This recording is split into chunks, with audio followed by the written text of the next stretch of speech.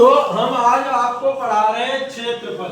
देखें, एक आंगन की लंबाई 15 मीटर, चौड़ाई 10 मीटर।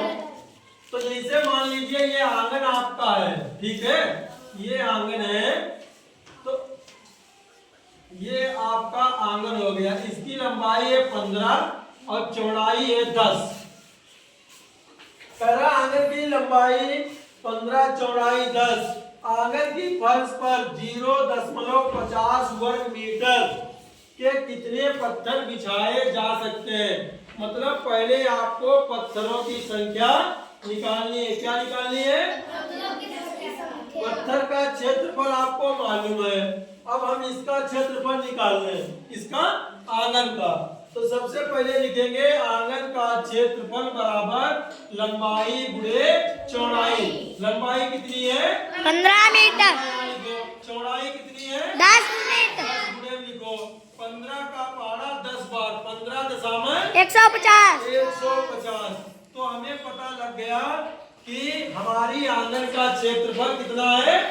150 वर्ग मीटर है। ठीक, ये पता लग गया। अब कह रहा है कितने पत्थर बिछाए जा सकते हैं। पत्थरों की संख्या अगर आपको निकालनी है तो क्या करना होगा? आपको जो तुम्हारे आंगन का क्षेत्रफल है उसे एक पत्थर के क्षेत्रफल से भाग करना होगा। तो हम लिखेंगे पत्थरों की संख्या। क्या लिखेंगे? पत्थरों की संख्या बराबर आंगन का क्षेत्रफल बटे पत्थर का क्षेत्रफल। आंगन का क्षेत्रफल तुम्हारा है 150, तो 150 रखा। अब पत्थर का क्षेत्रफल तुम्हारा है 0.50, यहाँ रखा ये। अब क्या किया? नीचे दशमलव है, तो दशमलव के बाद में 2 अंक है, तो 2 जीरो ऊपर बढ़ाएंगे और दशमलव हम खत्म कर देंगे।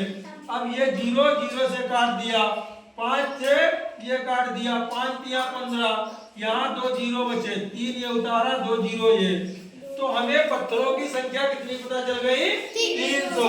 पत्थरों की संख्या कितनी आई? 300। फिर इसने आगे कहा एक पत्थर लगाने का खर्च ₹2.50। मतलब एक पत्थर अगर आप लगवाओगे तो ₹2.50 खर्च होगा। अब अगर आपको 300 पत्थर लगवाने हैं तो ज्यादा खर्चा आएगा कि कम? ज्यादा। ज्यादा। अब ज्यादा के लिए की जाती है गुणा। ज्यादा के लिए क्या किया जाता है? लिखेंगे 300 पत्थरों का खर्च बराबर 300 गुणे 2.50। गुणा कर दो, 3 से 3 0 0, 3 पंचे 15 का 5, अब 3 दूनी 6 7। ये 2 जीरो गिन के यहाँ बढ़ा दिए। अब दशमलव कितने अंक बाद है? 2। कितने अंक बाद दशमलव है? तो पीछे से गिनेंगे 1 2, यहाँ दशमलव लगा दिया। दशमलव के बाद में जीरो की वैल्यू